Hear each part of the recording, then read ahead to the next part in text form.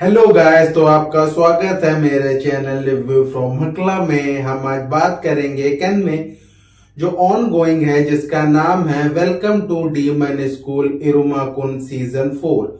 इसके स्टूडियो का नाम है बैंडाई नामको पिक्चर्स और इसके डायरेक्टर हैं सुजी हाशी अयाका और मोरीवाकी माकोटो।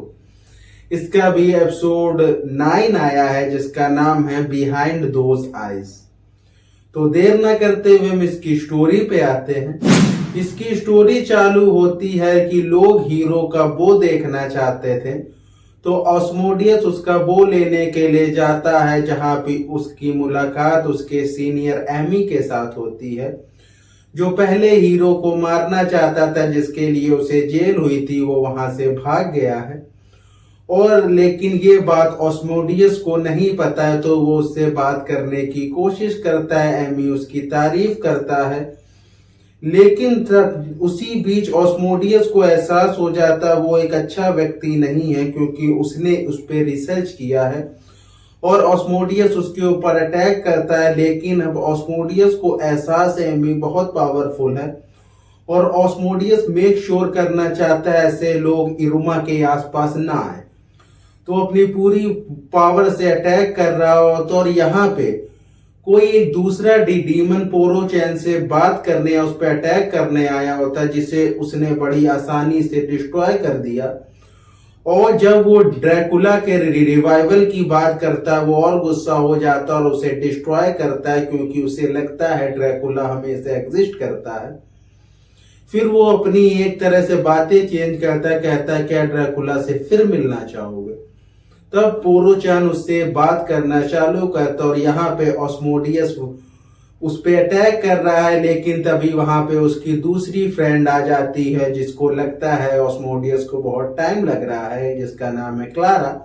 तब तक वो एमी गायब हो जाता है। फिर उन लोग वापस जाते हैं, घर जाते हैं और ऑस्मोडियस कुछ सोच के परेशान होता है।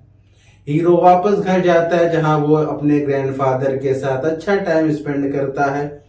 और यहाँ पे एमी और उसके साथी अब वापस जा रहे हैं और उनके साथ है पोरोचैन, और एपिसोड यही खत्म हो जाता है। तो हम बात करते हैं इसके रिव्यू की। ये जो एपिसोड आया है 9, ये काफी इंटरेस्टिंग एपिसोड और काफी अच्छा एपिसोड। और सबसे अच्छी बात है कहीं भी बोरिंग फील नहीं होता और कहानी ने एक बहुत ही अच्छा चेंज लिया।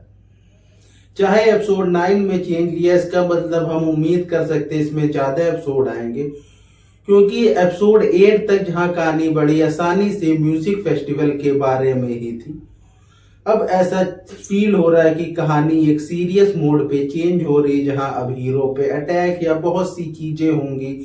हमें शो होगा कि एमी का प्लान क्या है, वो पोरोचैन को किस तरह से यूज करना चाहता है।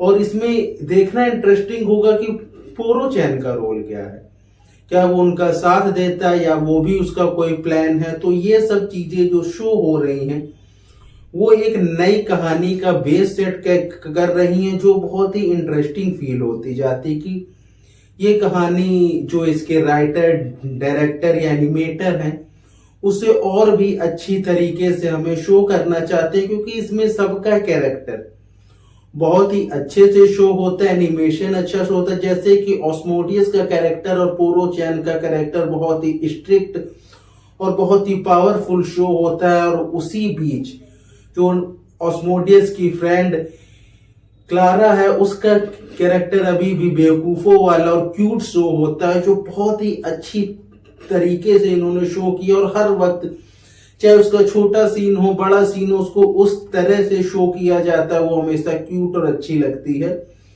तो ये जो सारी चीजें हैं बहुत ही अच्छे से शो हुई। और इसमें अभी ये भी देखना इंटरेस्टिंग होगा कि ऑस्मोडियस की थिंकिंग क्या है, वो आखिर क्या सोच रहा था। क्या उन्होंने कोई ऐसा सीन नहीं दिखाया है कि ऑस्मोडियस और एमी के बीच कुछ ऐसी बात हुई है जो अभी हमें शो नहीं की है, बाद में शो की होगी। क्या ऑस्मोडियस को मालूम चल जाएगा इरुमा एक ह्यूमन है, और फिर उसका बिहेवियर कैसा होगा, क्या वो उससे दूर रहेगा या थोड़े टाइम दूर रहने के बाद उसे एहसास होगा कि वो साथ आ जाए। तो ऐसे क्वेश्चन मुझे लगता है सबके माइंड में आ रहे होंगे कि ये सीन, ये एनिमे ये कहाँ लेके जाएंगे, ये सीजन कहाँ लेके जाएंगे। और इस सीजन से हम लोग क्या क्या एक्सपेक्ट कर सकते हैं, क्योंकि इसमें हीरो के रिंग में जो एक डीमन टाइप का व्यक्ति था वो भी अब बेहतर होता जा रहा है, क्योंकि हीरो की रैंक बेहतर हो गई, अब वो रिंग से थोड़ा और दूर जा सकता है। तो ये सीन्स भी अच्छे थे। अब देखना इंटरेस्टिंग होगा कि हीरो इनका भी कैसे यूज करता है, और हीरो क्या सीरियस होगा कि नहीं, या फिर हीरो इसी बिहेवियर के साथ सब कुछ सॉल्व करता जाएगा, या फिर हीरो मैच्योर होगा। ये भी देखना बहुत ही इंटरेस्टिंग होगा। अगर मैं इसे रेट करूं 10 में से 8 या 9 देना चाहूंगा, क्योंकि काफी अच्छा एपिसोड है। कुछ ना होने के बावजूद, उतनी ज्यादा चीजें ना होने के बावजूद, बेस सेट होने के बावजूद काफी इंटरेस्टिंग एपिसोड है।